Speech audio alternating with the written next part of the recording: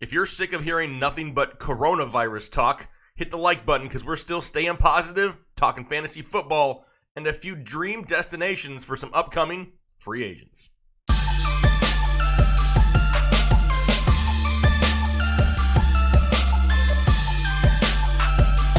What is going on, Headliner Nation? Jake, Fantasy Headliners. Hopefully everybody's doing well out there, which I'm sure a lot of you aren't. It's a crappy time right now. Yep, we get it, but you know what? We're keeping the glass half full over here, and we're working around positivity. There's so much negativity out there, trying to break that up a little bit and just still have a little bit of fun talking some fantasy football. We need something to look forward to, and that's what we plan on doing here today. We're going to be talking about a few of the top free agents and their dream landing spot as far as fantasy football goes. I have one from each position, and I'll kind of highlight a couple other players as we go along, but we're not going to waste a whole lot of time. We're talking some players, some free agents, and we're talking them right now.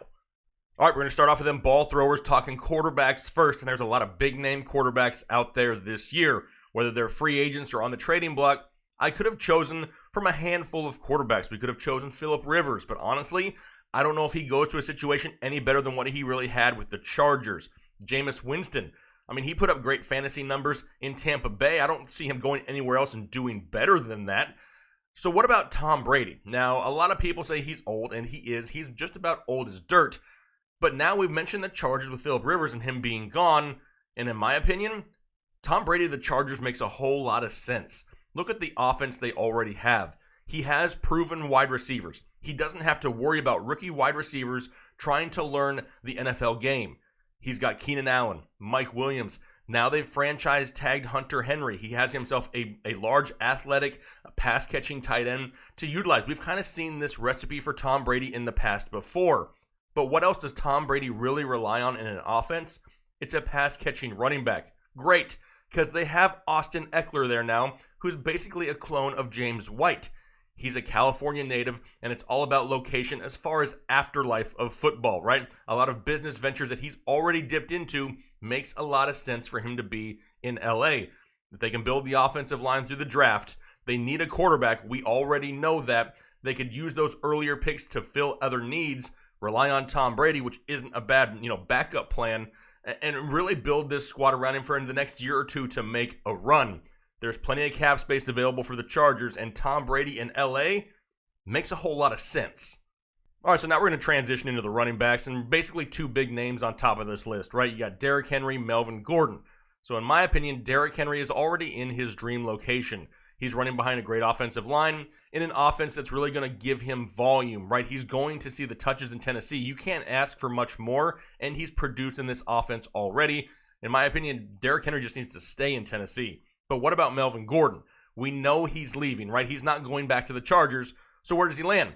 The Atlanta Falcons, the Miami Dolphins have been rumored to be interested in him, but so have the Tampa Bay Buccaneers. And in my opinion, that's where I really want to see Melvin Gordon land. They're in need of a workhorse running back, right? A Bruce Arians type of running back. He does not trust what he already has, and he's looking for what he had in Arizona with David Johnson. Melvin Gordon makes a whole lot of sense. He's that three-down back that's capable of catching passes out of the backfield.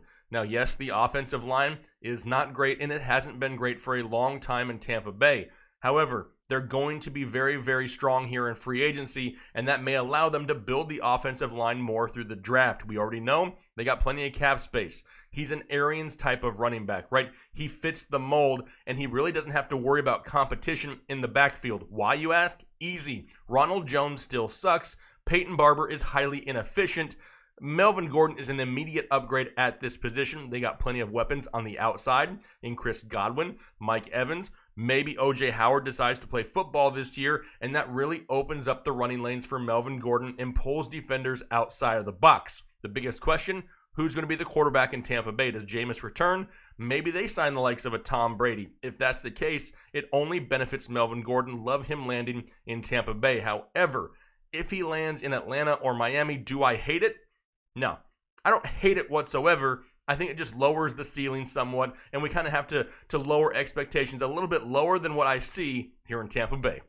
Let's move on to the wide receiver position now, and there's not a whole lot of big names as far as wide receivers go.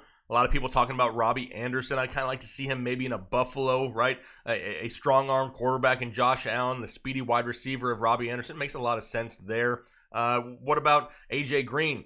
Does he go back to Cincinnati? Joe Burrow wants him in Cincinnati. Do they take Joe Burrow and keep A.J. Green? That's something else to think about.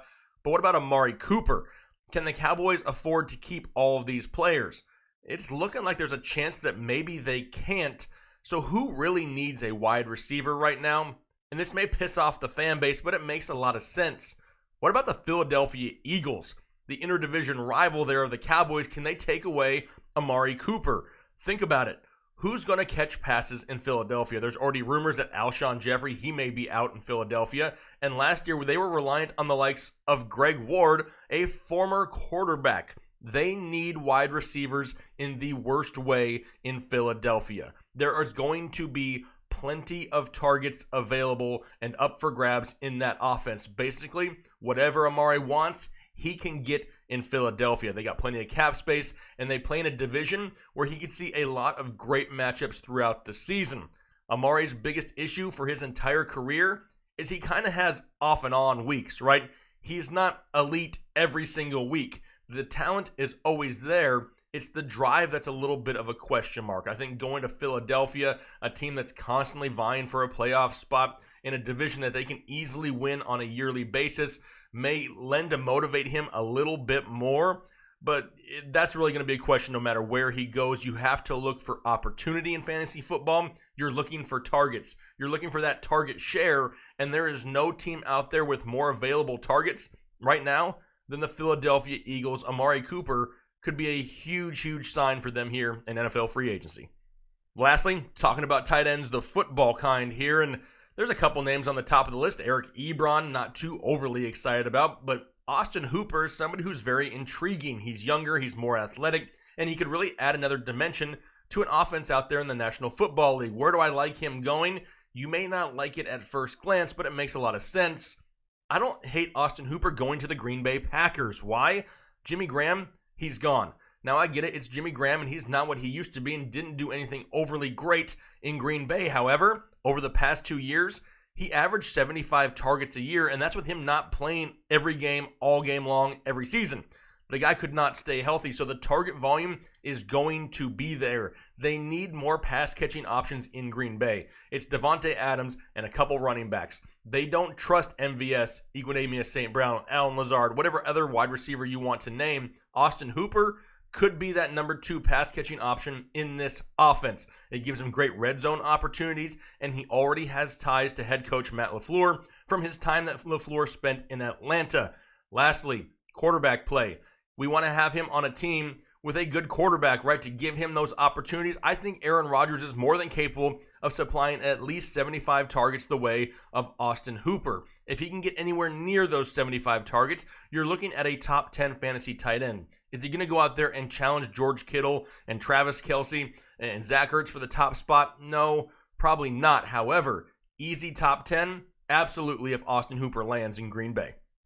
So there's a few dream destinations for a few NFL free agents here for the 2020 season. Now, we will break these moves down once they happen a lot more in depth. So don't forget, our draft guide currently for sale for pre-order, $14.99 right now. And we'll break down all these destinations of where these players go in that draft guide. Looking forward to that. But in the time being, we want to be interactive. Maybe there's some other names you have questions about or that you would like to see somewhere else. Throw it down below in the comment section. We would love to interact with you guys. Try to stay positive out there. Keep the negativity to a minimum if possible. Let's try to build the positivity, not just in this community, but all throughout the world. We all know this is a time that we could all use a little bit more happiness. So do your part. We appreciate the support. Hopefully you guys have a great rest of your week. We'll talk to you later.